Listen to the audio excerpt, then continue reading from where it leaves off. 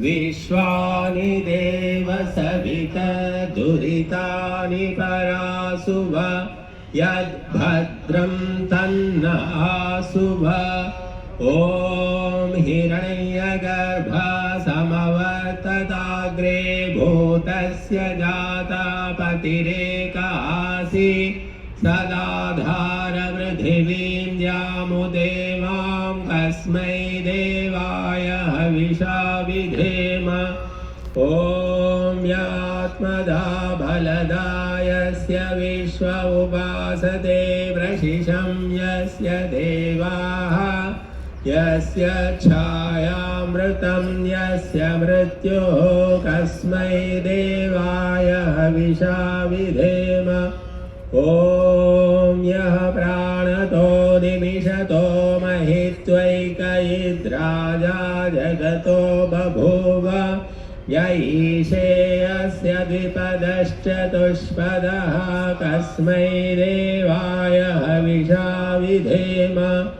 ॐ येन द्यौरुग्रा पृथिवी च दृढा येन स्वस्तभितो येन नाकः यो अन्तरिक्षे रजसो विमानः कस्मै देवाय हविषा विधेम।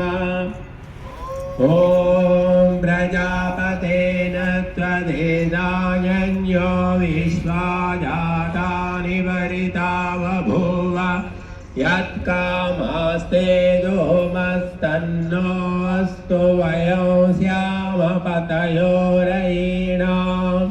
ॐ स नो बन्धुर्जनिता सविधाता धामानि वेद भुवनानि विश्वा यत्र देवामृतमानशानास्तृतीये धामन्नध्यैरयन्त।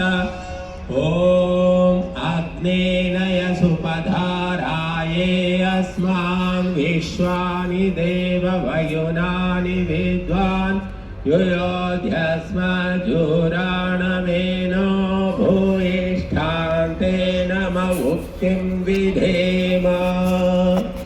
इति स्तुति प्रार्थना उपासना मंत्राः।